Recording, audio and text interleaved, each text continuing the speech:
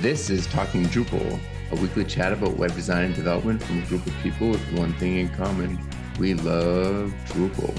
This is episode 311, Measuring Website Success. Welcome to Talking Drupal. Today we're talking about how to measure success with Chad Hester.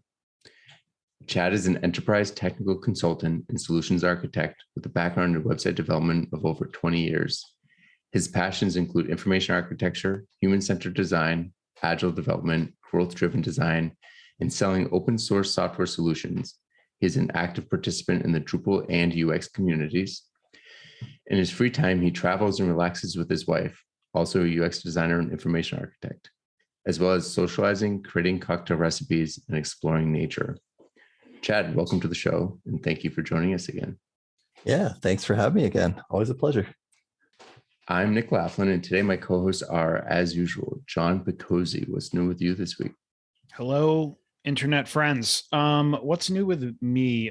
So I actually had an extra long weekend. I took Friday off and went up to New Hampshire to celebrate my sister-in-law's wedding. So that was fun. We were up in Bedford, New Hampshire, which I had never been to.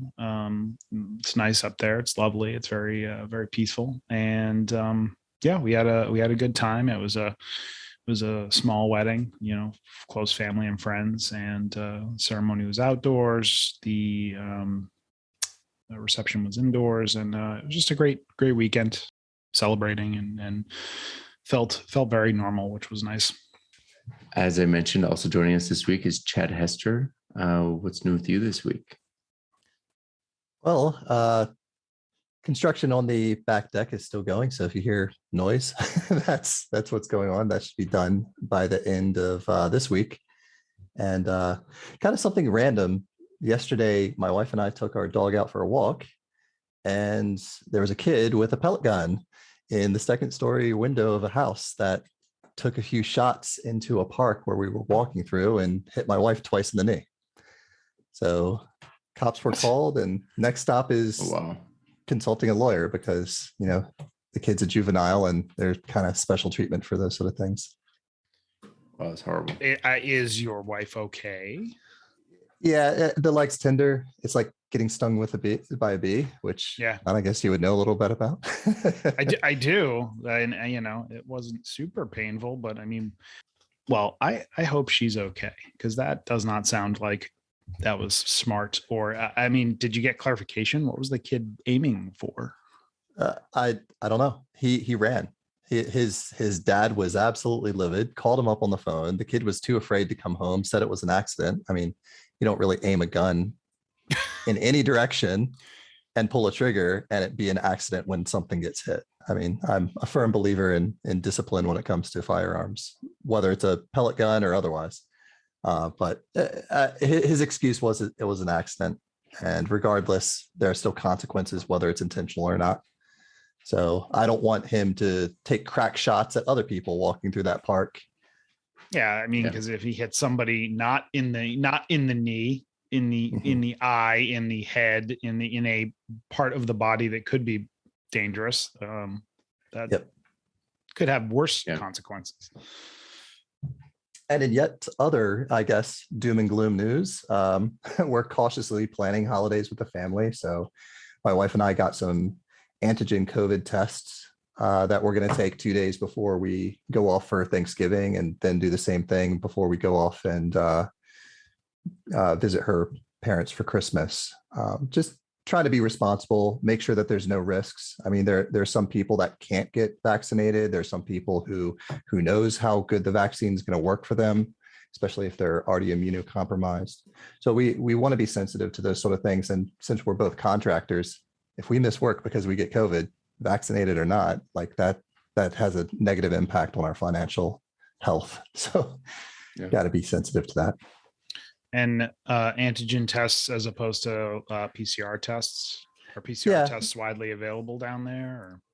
Or? They are, but we just wanted something fast, just a rapid test that we could have. It's easier to get family on board if it's something that's affordable and easy to do at home.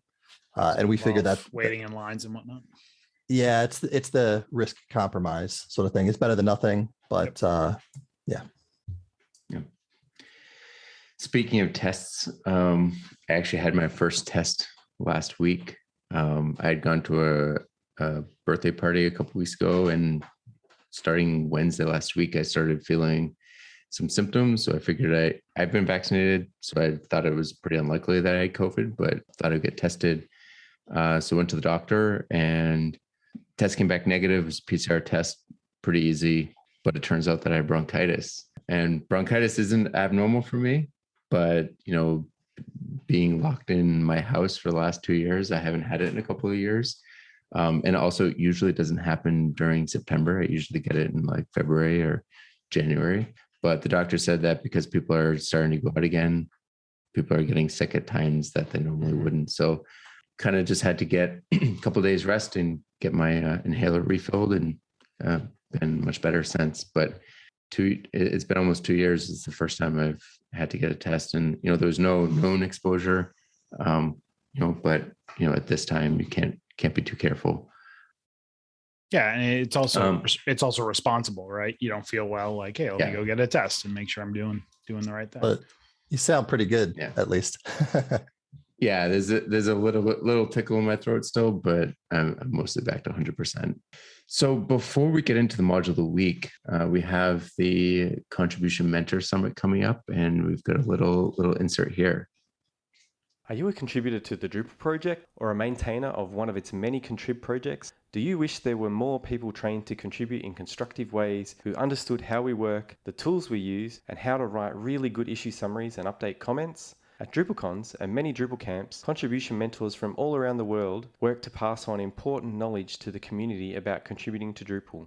We are looking to increase the number of mentors who can do that vital work, and on 17th of September, we will hold a mentor summit in multiple time zones. If you already contribute to Drupal by lodging issues, testing, reviewing, patching, or documenting, we would love you to come along and learn how the core contribution mentors work and join in one of the most rewarding things anyone can do in the Drupal community. There is only one thing better than watching your first piece of work being added to the Drupal project, and that is mentoring another through to get the same feeling. Go to drupal.org/community/events and click Contributor Mentor Summit to learn how to join us on the 17th of September. So this week we have another module of the week. John, I think this is something that you suggested. Yeah, I recently had a request to basically be able to permission people by taxonomy term or grouping of taxonomy terms. And I found the permission by term module, which allows you to permission content by taxonomy terms, and not just one taxonomy term, but it could be like a grouping of taxonomy terms. So this is actually super useful in the use case that I'm looking at, where essentially I have created roles, and those roles have a certain set of taxonomy terms that they can view content for. And when that role is applied to a user, that user can only see certain content. So this is being powered by the permission by term module. And I thought it'd be a great module of the week, seeing as I'm almost 100% positive that we haven't done this before. One quirky feature, they have some settings in the back end. So out of the box, this module works great with menus, views, all of the places where you might see content. Does a great job of removing those items from those places, and also preventing people from accessing it. However, there's a setting in the back end of the module that allows you to set this as like explicit, where all of the terms have to be met before it'll block permission, and that works in blocking access, but it's not working in the menu and views display of the content. So you're still seeing, for example, in the menu, a menu item. So if we end up using that module, it's something that we're going to have to kind of develop a patch for to improve it. But overall, I recommend it. It works great, and could be super useful if you're looking to develop a kind of more advanced permission system using taxonomy terms. Awesome. Yeah, it's interesting that you bring that type of functionality comes up so much in projects that I work on. And one of the business requirements that I'll typically evaluate is, what do you want to see if you're not supposed to see this? Do you want like a little teaser, or do you want it just access denied? And that's usually the things that kind of whittle down what solutions make sense. And the nice thing about this is that because it removes it from views and modules or menus rather, the person only sees content they have access to. So it's very much like, oh, they don't know what they're missing because they aren't missing it, you know? Mm-hmm. Yeah, that's good. I mean, it seems like it's a bit more, I try to avoid granular permissions like that are controlled by the content side whenever possible, because I find sometimes you can't get around it. You know, sometimes you just need that fine grain control, but many times people ask for that fine grain control and don't really need it. And then it just ends up, there's always questions like, how come I can't see this in this case, but I can't see in that case? It's like, well, because you told it, you can only see it in that case and not in this case. And you have to remind, you know, what term does what. And so I've learned a long time ago to be very, very cautious about setting up those kinds of things. And that's kind of the nice thing about this module as well, is you can associate it with roles. So like you can build out your roles as to what types of content people see. So if it's like XYZ content, you know, you can put that into one role and ABC content in another role. So it kind of allows it allows the viewing of content to be a little bit more explicit when you're creating the user and giving them permission, as opposed to like, oh, remember you assign these random terms that, you know, maybe don't make a lot of sense to you now when you're on the front end creating content. Yeah. So let's move on to our primary topic of the week. There's a term that I'm not really familiar with. What is wrench turning? What is wrench turning? So wrench turning is just labor, just straight up doing the deed that you're told to do, not asking questions. It's just very, in the business world, it's just the more reactive side of things. You're asked to install the permissions by term module, and you don't know why, but you close the JIRA ticket, and now you've succeeded at doing that one ticket. You've turned the wrench. I think we all started our careers doing that probably at one point or another. That's interesting because, you know, when I look at that, I also think that it's like, you know, every project has an aspect of wrench turning. You know, ideally you want to plan out the project, but at some point somebody has to actually implement a design. And I mean, if that's you, you kind of know the reason why behind it. But if that's a different developer, then they're essentially just wrench turning. So how do you ensure that they know enough of the why, that they're not just like setting some random default that doesn't make sense for the ultimate plan? How do you prevent the actual wrench turners from falling into that pitfall? Yeah. And I think that's the like kind of forest for the trees type of moment, as opposed to being so myopic that this is the one task that I have. I did that task. I succeeded. That was the plan the whole time. It's really, okay, well, what are we building? What's the purpose behind this? You know, it's the difference between building a cathedral or a garage. Like if you're laying bricks, you should probably know what you're building. And the example that I like to bring up is if you ask a designer, a developer, a project manager, stakeholders independently, just in a vacuum, why are we doing this? Each one of those people will give you different answers. And in a lot of cases, they'll overlap a little bit. But the fact that they aren't fully aligned should be a cause for alarm. It should be cause for concern, because you know, the intention of what you're doing should be present in everybody's mind. And if you have consensus before starting a project, like, why are we doing this? Then somebody can raise their hand and say, well, wait a minute, this kind of goes against what we talked about at the very beginning, because it may actually steer us in a different direction. It may go kind of counter to that. So yeah, and this isn't just web projects either. This is anything. Right. So I have a couple of questions here. One, I mean, how do you, some, you know, developers, right? Front end, back end, whatever. We'll just say people, as not to label them as developers on projects, don't need that level of detail or don't necessarily want that level of detail, right? They just want to like, hey, what's the task that you need done right now? So as you had an example of install the permission by term module, right?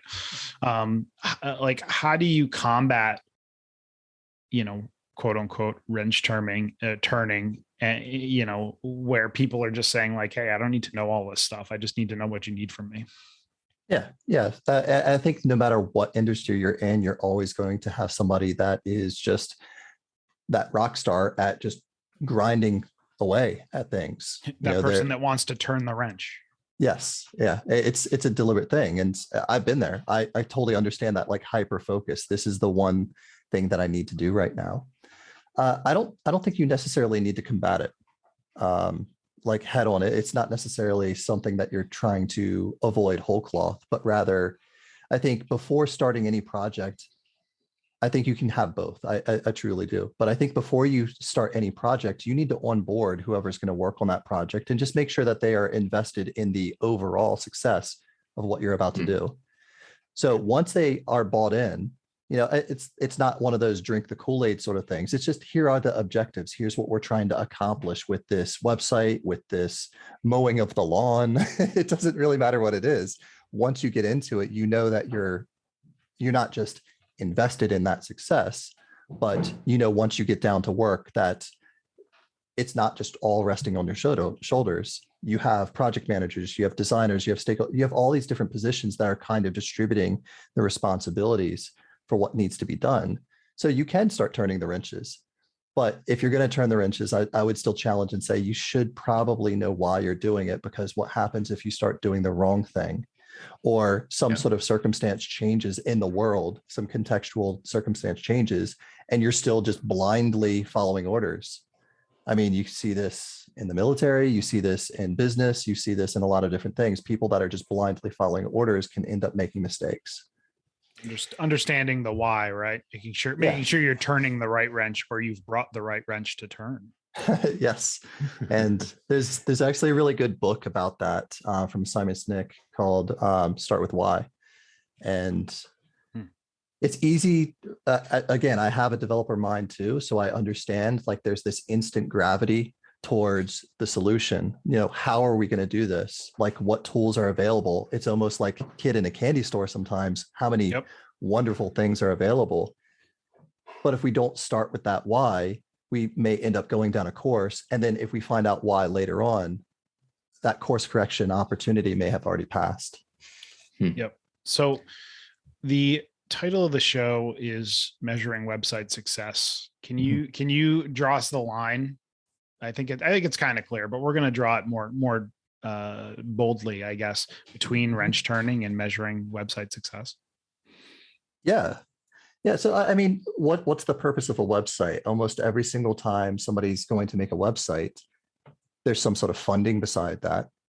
There's some underlying objectives beside that. And if we're going to measure that success, it can't just be petty things or things that everybody in the industry measures. I mean, that's a very easy thing to do. So if we're going to define what success is, we have to start with, first, what organization is this for? Is it for a specific department in that organization? Because some organizations are very large, and you start dividing them up a little bit such that they're like kind of small companies. And then you get down to the project level, like why was that project funded in the first place? And then you can start to derive success from that. So essentially, when you're measuring website success, the first goal on any project, right, is to reduce the amount of wrench turning that's happening, making sure everybody's informed and working towards the overall success metrics, right? Yeah. And I mean, there's a lot of hard work that goes into that. So it's not to say that there isn't labor. It's just labor with a purpose, labor with a cause. And if somebody's just blindly doing that labor, they could be going against that success. So it's very similar to saying you want to hire the right people. Right. So let's jump into that, the idea of success, right? And a successful website. How do organizations and users typically define success for a website? So success, depending on who you ask, is going to either be something that is very market speak, like click-through rate or bounce rate or page views, things like that. And it's not to say that those aren't valuable metrics when they're used in context. So I don't want to demonize those as measurements that can help you learn, but that's our currency, is learning. If it doesn't help us learn what we need to do to succeed, then it's not as valuable as something that would. So this is kind of what the industry, it comes up in a book called Lean Startup as Vanity Metrics. You're starting off with what everybody else is using to measure success, but it's not personal to your project. It's not really a beacon of light for everybody that's involved to say, this is the direction we need to go to, and here's how we measure it. Like if I set up a website for a lawn mowing business versus a restaurant versus a movie theater, like if I'm just measuring page views, is that the right traffic? My business isn't making money off of page views. It's making money off of ticket sales, off of satisfied customers when I mow their lawn. Mm-hmm. Like that's what real success is. The website is a vehicle for that success.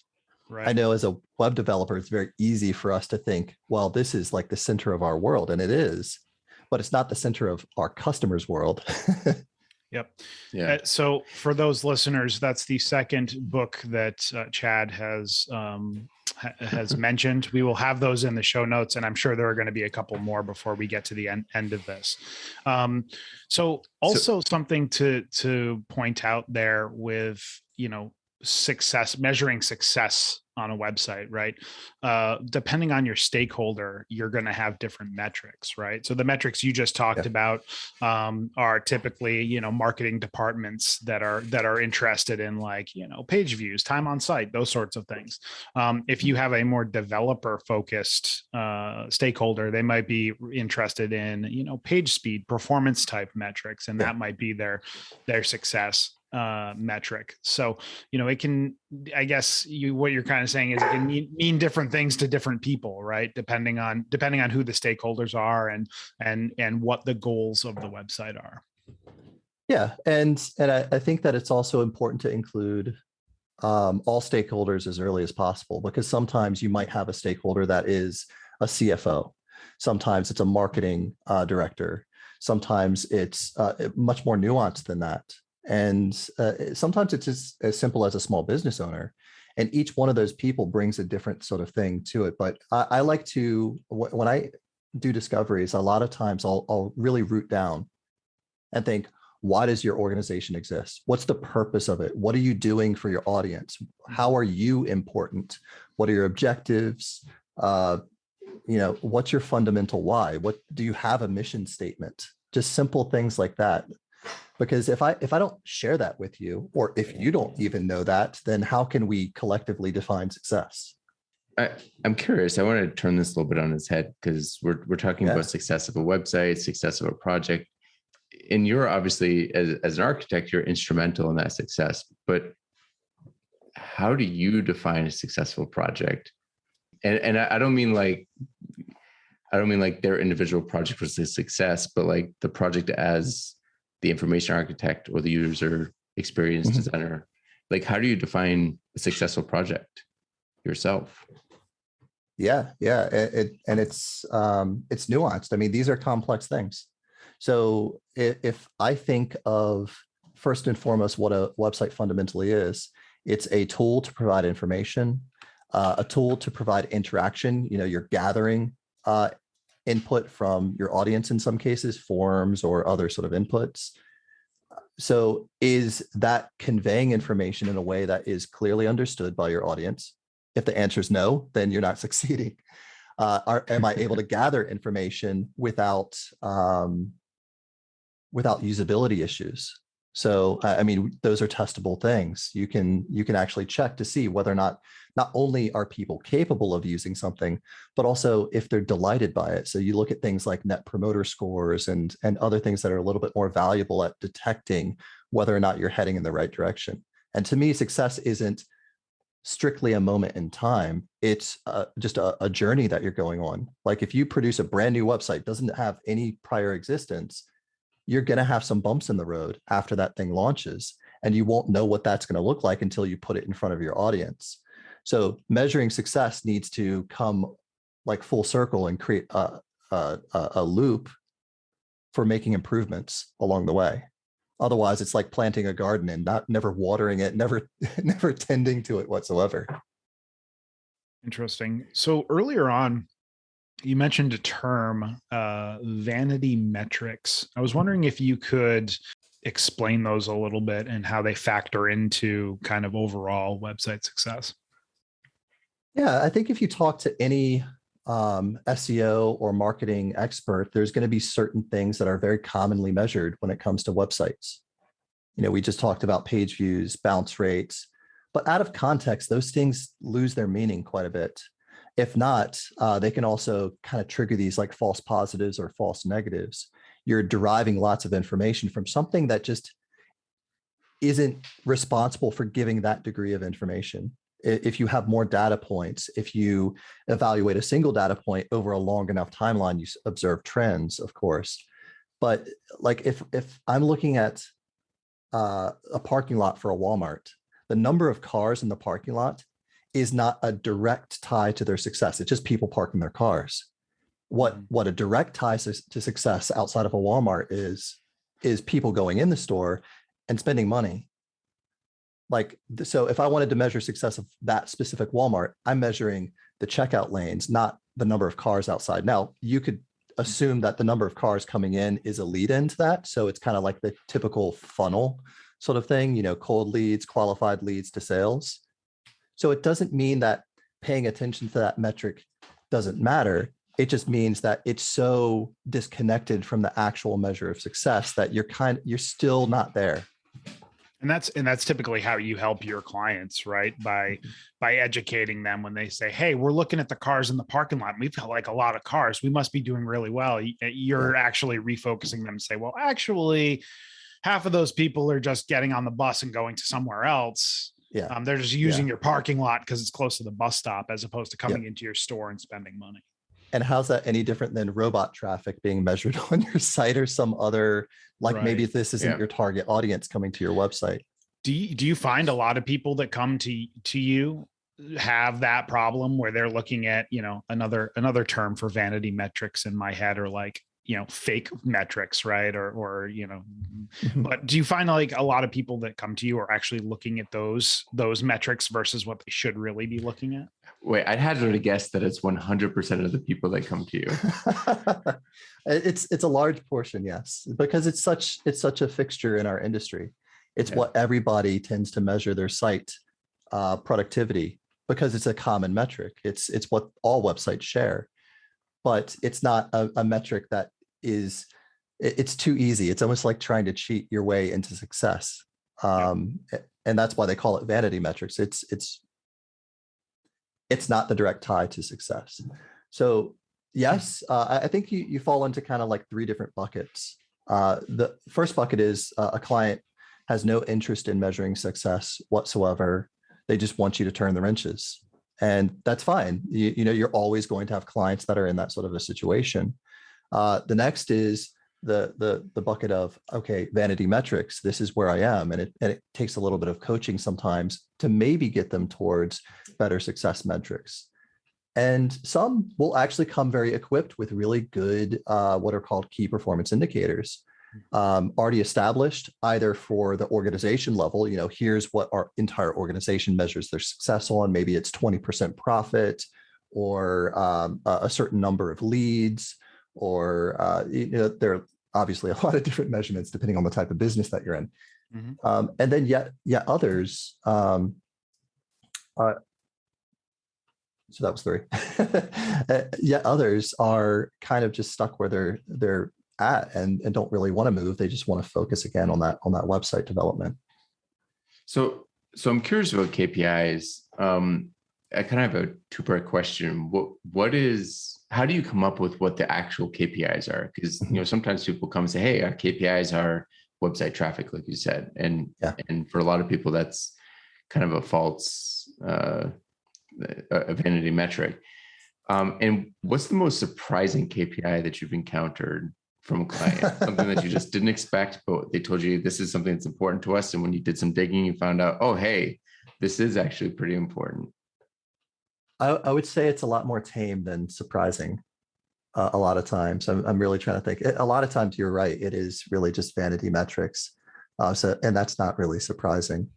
I think what's more surprising is what's not included in the KPIs that are sometimes illustrated by a client. So I might go into, say, for example, a not-for-profit sort of organization, which, KPIs for that are different than a for-profit business. Yeah. And I might make certain assumptions like, okay, so maybe you have memberships and maybe you get donations and maybe you get attendance at events. And they may come back and say, you know what, Chad, you listed a bunch of good things. And on its face, it seems like that's what would be the measurement.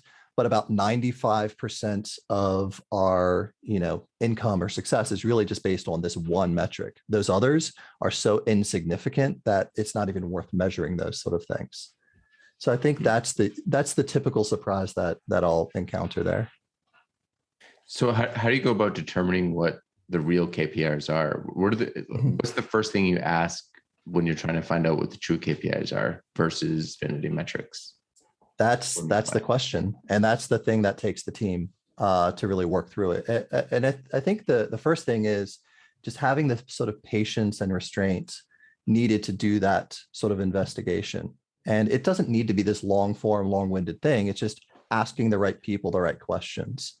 I did a presentation on this a while back, and I have a link to that in the show notes as well as some examples in that. But the basic synopsis is, first, you need to figure out what the business needs are. Like what is the business fundamentally trying to achieve as an organization? Usually what I'll try to do, just to get a sense of, I guess, proportion, is try to find out their income and their expenses. And I don't need to know dollar figures. I just need to know proportion. So income is, where does the majority of your income come from? Is that going to change over time? Are you trying to change that? Because we want to help that in areas where you want growth. And we want to not fixate so much on areas where you're okay with that diminishing for the sake of, shifting that percentage, but just getting a sense of where does that money come from? So that way, not only can we help it, but we also avoid hurting it. And then also expenses. A lot of times people forget the importance of paying attention to expenses that a business has, not just your typical operating expenses. We're talking about a website here. What are your expenses for your hosting and all these other sort of things that help that website even exist? Is that something that we can help? Is that something that perhaps we can get certain things to pay for themselves through, ad revenue streams or some other mechanism that just makes sense? Outside of that, then we also talk about things like user needs. I'll always be a huge advocate for your audience. Even if it's, designed by committee, sometimes you get a bunch of stakeholders that want to come in and say, here's how our website should look. I'm going to raise my hand and say, is that what your audience wants it to look like? Is that what they're looking for? Because if you don't know the answer to that, you may put something gorgeous out there that nobody wants to use. So if we're a little bit more sensitive to what your audience is trying to achieve, then we, again, are edging a little bit closer to success, because success is not purely about the organization. It's also about your consumer, your members, your main audience that you're paying attention to. Sorry, go ahead. And then lastly is any sort of existing conversion funnels. A lot of times, if you have an established company, they already know what their conversion funnels are. In most cases, a website is participating in some part of that conversion funnel. So that gives you kind of a nice round picture of how to define what's important. And then you can sometimes extract from that things that are already being measured in the organization, where the website can start to hitch its wagon to that. And you can put that on a dashboard, something that can be monitored over time. And every time you're about to go to the kind of roundtable discussion about design improvements, or even just ideating about this new website, that discussion about what are the data trends looking like gives you a little bit of a push in the direction of where you should be paying more attention. Interesting. Yeah, I was going to say that, sometimes in those design conversations, right, it keeps people honest to be able to say, well, originally when we defined the goals, right, you said that the goals were this, and now, some shadow stakeholder who has come in to this process is saying like, hey, that their section needs to be on the homepage when we've established the goals that no, they don't. And here's the metrics we're trying to track. So like, it can be useful. You talked about the data, and I'm interested in how you reliably gather the data to support the key performance indicators or KPIs. Is it just Google Analytics? Is it some other tool that's collecting the data? Are there methods that you're using that help collect this data? Yeah. And that's part of, I think, the discipline, the restraint to a certain extent, is identifying the data authority for each metric, which is sometimes a composite too, depending on how complex the KPI is. So for example, you bring up Google Analytics. That's not a bad one at all. Sometimes it is a measure of traffic coming in. It's not uncommon. That can certainly be a factor. Sometimes Google Tag Manager comes into play because you're monitoring key events like people clicking on certain items. Again, it's part of the funnel. You're sensitive to it. You defined that. But you may also have other systems. So you might have a CRM that pays attention to how many leads come in. You may have other systems that track sales. So it really depends on what is the system of authority when it comes to any of that. And there are lots of ways to visualize that as well. So Google has Data Studio. You've got Power BI. You've got a litany of different things that can help you track those things. And I try to promote clients and also agencies, when you're an agency working with a client, to have visibility on that dashboard. Because if everybody's able to monitor the health of those KPIs, anybody can raise their hand and say, hey, I see this is slumping. I don't know what this means, but I have an idea. And I just want to run this past you. I think those are opportunities that we need to create space for. Question there. So have you, in collecting data, have you ever tied that data or used like personalization data along within that KPI, either to inform the personalization or to, help justify the KPI?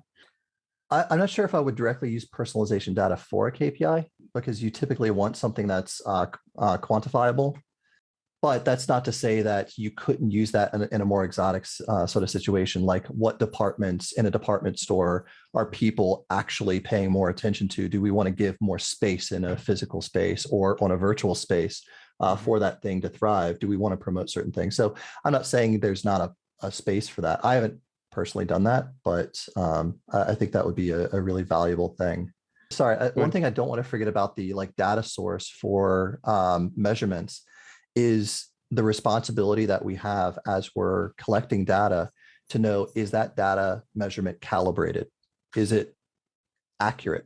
Mm-hmm. A lot of times we're getting data in and we don't know necessarily, without doing some investigation, how accurate that data is. So it can give us a false sense of reality if we're strictly looking at that and relying too heavily on it without knowing how accurate it is. So I would remind people that don't just look at 3 points, making a line and saying that's our trend line.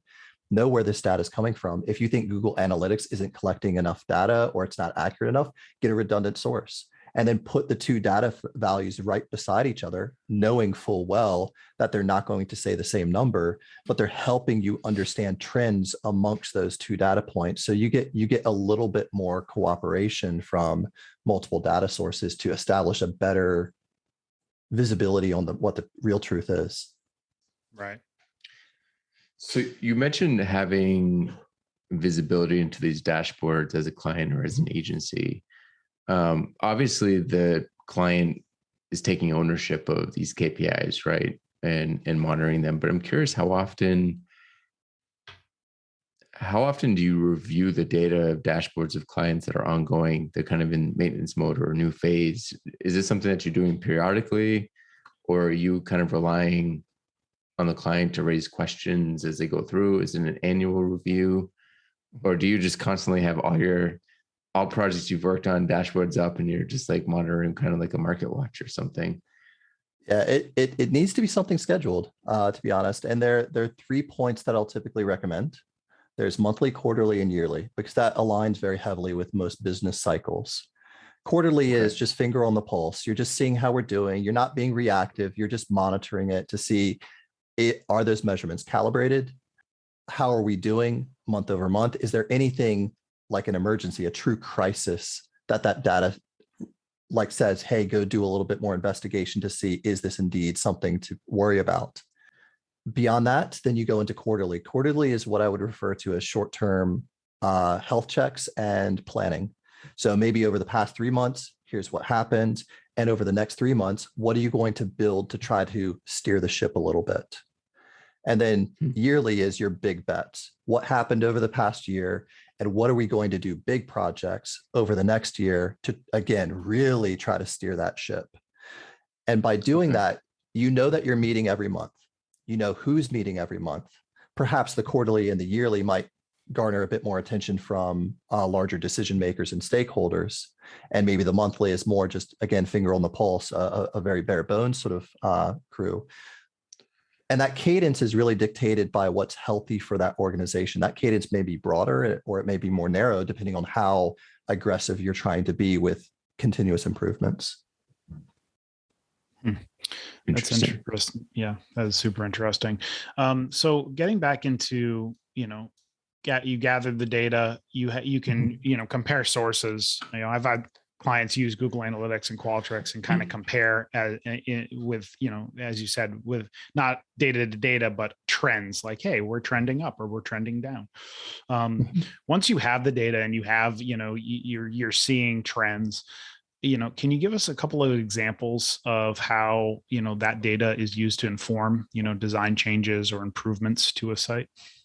Yeah. So some common KPIs that you'll typically take a look at are, like, if you're a membership related site, it would be, how are we trending month over month in drawing in new members? You might also have a coordinated KPI for membership attrition, like how many members are we losing? Mm-hmm. Now, if that's steady as she goes and you're seeing a trend where it's pretty stable, then you can say, okay, do we want to do something or do we just want to leave that alone and focus on other things? But if your marketing department says, you know what, let's try to beef this up a little bit, and your sales department says, yes, we need to increase our profit or something along those lines, there are all of these different institutional pulses that you're trying to feel out to determine, okay, how does this data tell us how aggressive we need to go? And then that might determine, what are you doing with certain strategic marketing campaigns? Maybe year over year, you have special events that you really want to put that much more investment in.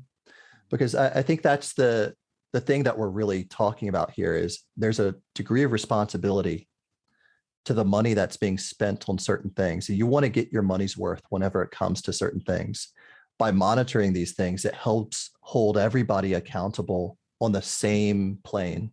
We're all being measured by the same thing, and no one person's to blame for failure or success. It's just we're all coming to the table.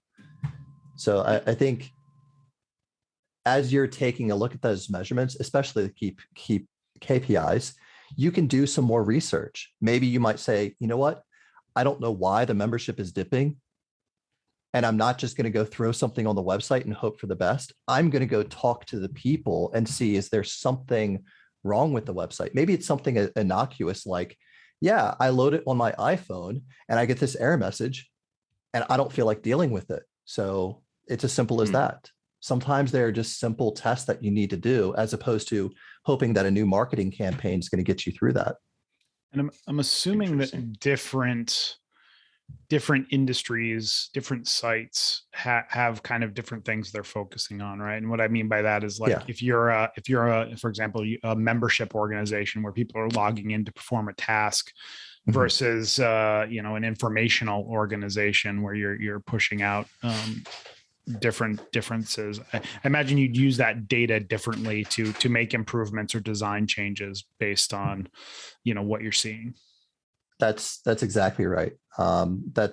That's fundamentally why that whole vanity metrics thing is such a big conversation piece, because one measurement for a library is going to be different than for a restaurant. It just is.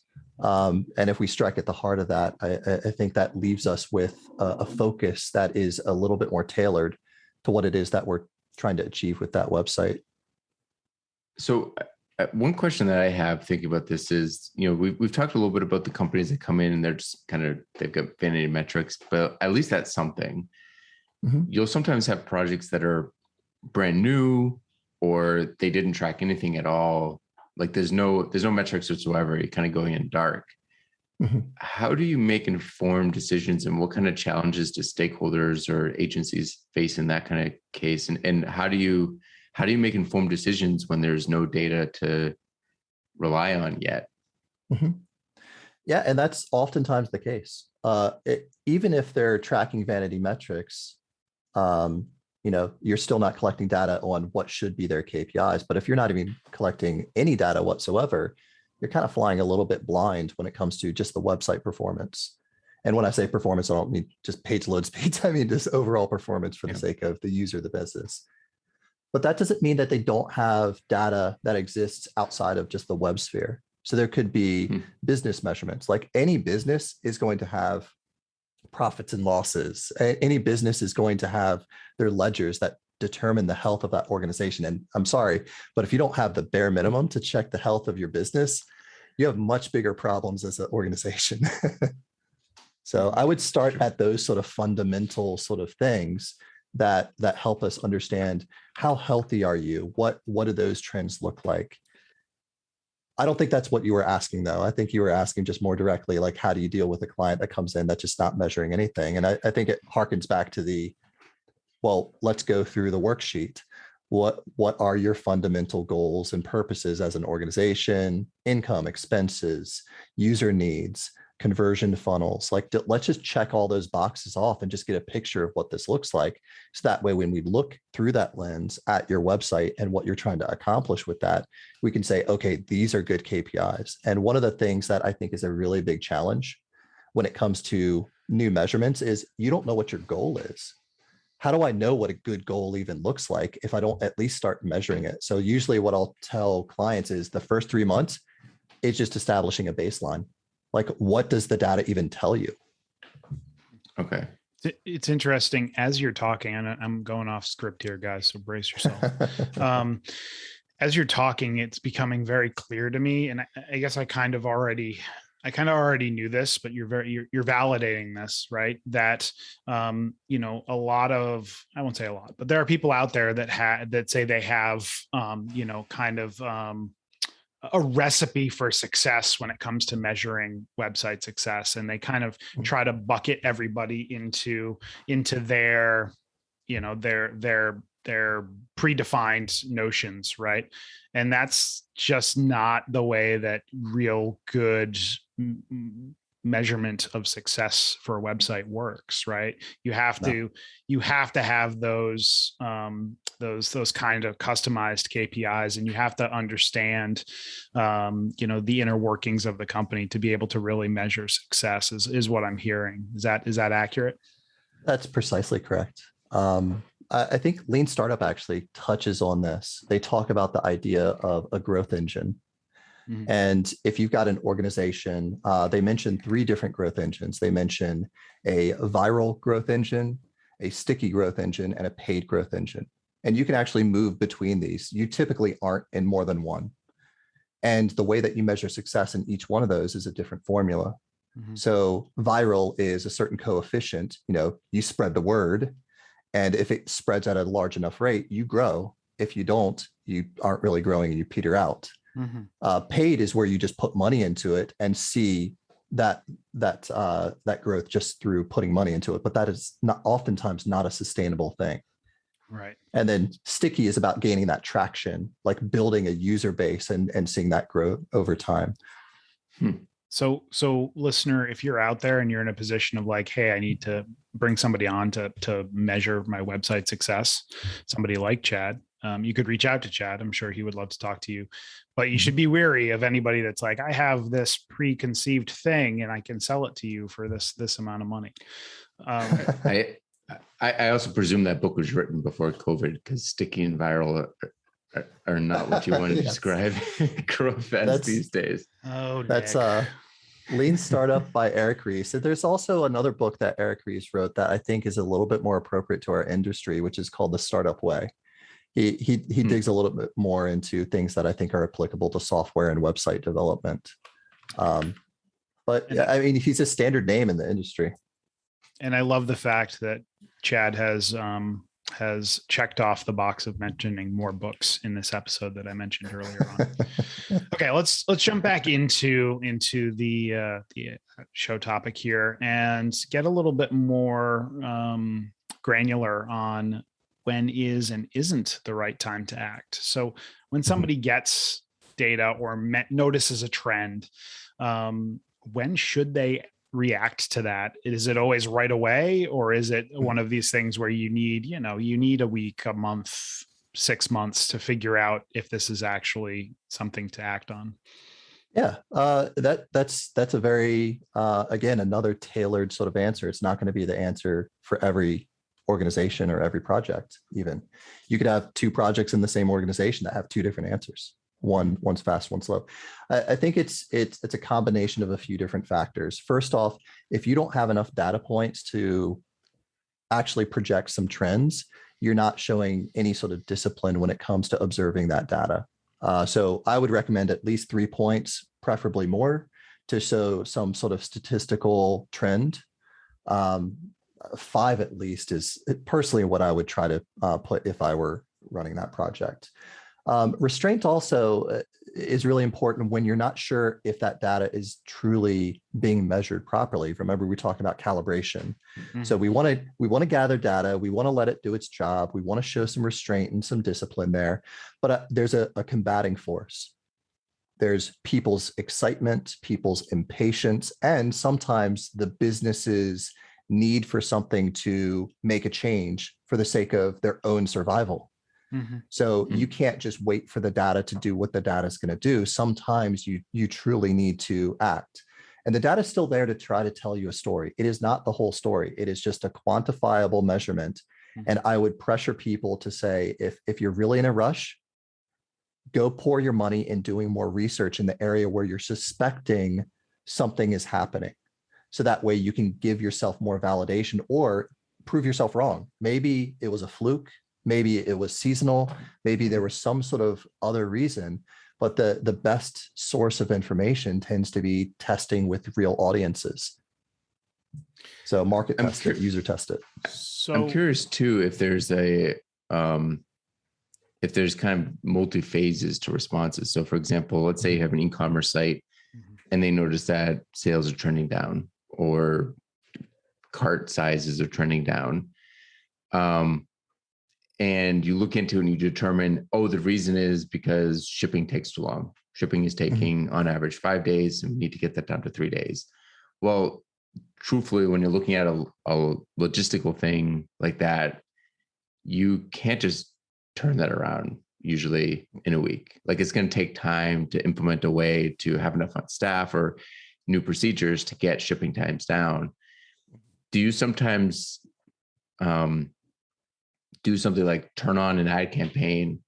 Because that's something like it's going to cost money, but it's quick. Like, you just need to boost some sales a little bit, get some revenue, so then you can implement the long-term stuff. Is that, are you, when you're looking at these data points, is that sometimes what the recommendation is? Like, hey, we need to boost this KPI. There's a quick way to do it. It's going to cost us X per revenue. Let's do that for a month and a half. And then in the meantime, we're going to implement these new policies and procedures to fix the root cause. Is that something that you find recommending a lot? Yeah, and keep in mind, whenever we're looking at these data points and talking about changes, in this case with a website, we're meeting with multiple job roles. You've got different stakeholders on the client side. A lot of times, you've got different people who are developers, designers, business analysts, typically on the agency side or within a department. And they're all coming together to come up with ideas. But you're absolutely right. We saw that in the car industry. When you have multiple car brands that effectively on paper, they're pretty much the same car in terms of function and technical specifications. So how do you attract more people? And then in the short term, the answer is exactly what you said. You do promotions, you do add-ons, you do something like, hey, maybe you get a free car seat with the minivan, or maybe you get some cash back incentive.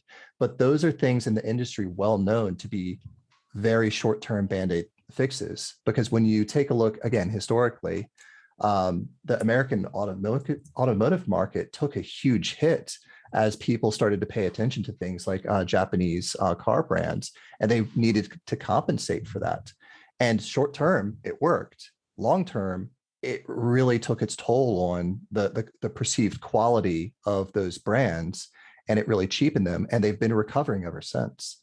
So I think it needs to be one of those strategic things. You know, if your website's going to do that and you have competition in that same space, that you have to have an exit strategy for that. So in your example, I would imagine having fulfillment warehouses closer to where your customer base would be a very direct way of dealing with long shipping times, maybe reducing handling. I know that Southwest, for example, when they first got started, one of their strategies was to deplane, clean up, and get the plane ready in 15 minutes or less.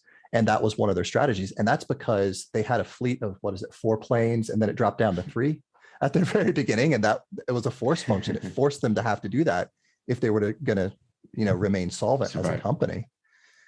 So I think there are a lot of different ideas that people can bring to the roundtable, regardless of your job role. And I think that you need to have kind of a what's called a divergence and then a convergent cycle. Divergence is, what are the ideas? We're not making choices. Let's just put them all out there. There's no judgment. We're each very talented people. We're looking at this data intelligently. Sometimes the idea is, I don't know what my idea is. I need to go do some research. Sometimes the idea is, let's do this.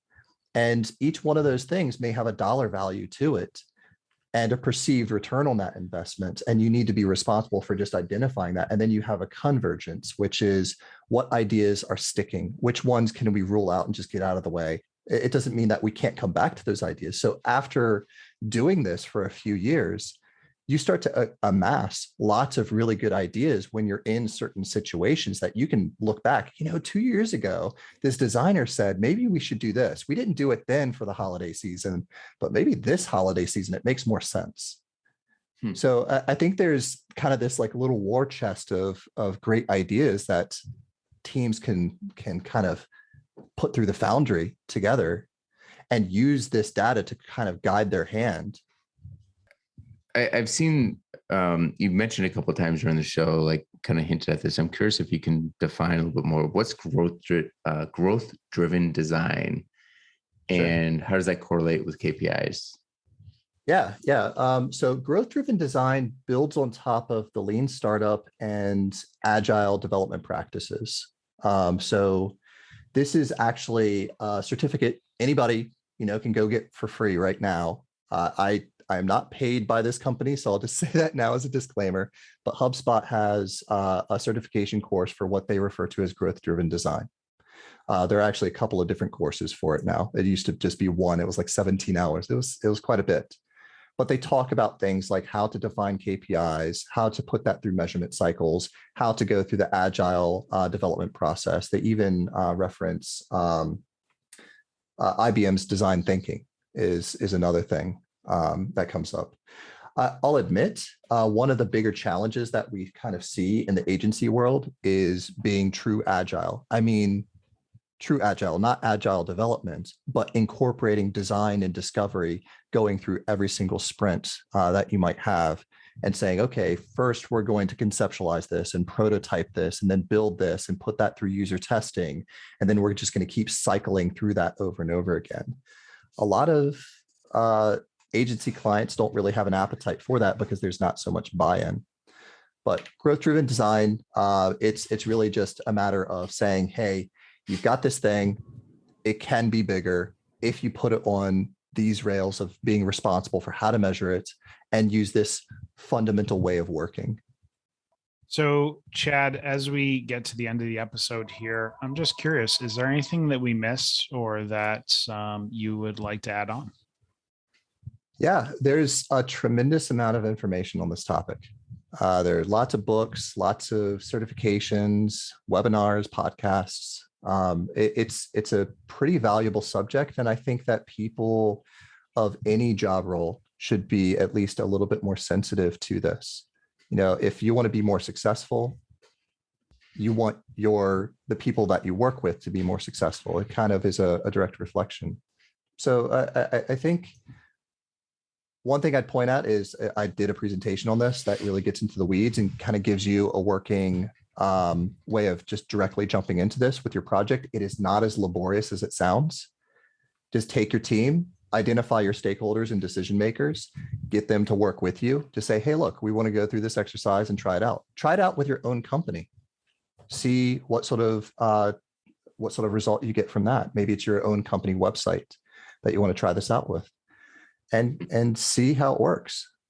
It's been a pleasure talking about this with you, Chad. It's been a pleasure having you on these last 4 weeks. Been a great addition to the show, and you know a lot about information architecture, UX. It's always good to pick your brain about that. Yeah, for sure. Thanks for having me. I love talking with you guys, and I certainly love sharing these topics. It's an honor. Do you have questions or feedback? You can reach out to us on Twitter at Talking Drupal, on the Drupal Slack Talking Drupal channel, or you can email us at show@talkingdrupal.com. You can get show updates by signing up for a newsletter at talkingdrupal.com/newsletter. You can promote your Drupal camp on Talking Drupal. Learn more at talkingdrupal.com/camp promo. And thank you to our patrons for supporting Talking Drupal. Your support is greatly appreciated. You can learn more about becoming a patron at talkingdrupal.com and choose Become a Patron. And patrons get a little bit of the before and after show. Chad, if our listeners wanted to get in touch with you, what would be the best way for them to do that? Yeah, I'm on LinkedIn and Twitter. It's Chad K. Hester. And I'm also on Drupal.org. It's Chad Hester. So you can get in touch with me there. And John, if our listeners wanted to reach out to you?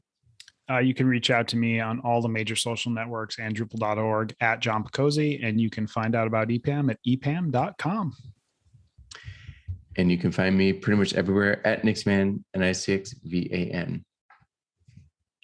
And as always, if you've enjoyed listening, we've enjoyed talking. See you guys next week. Bye. Have a good one.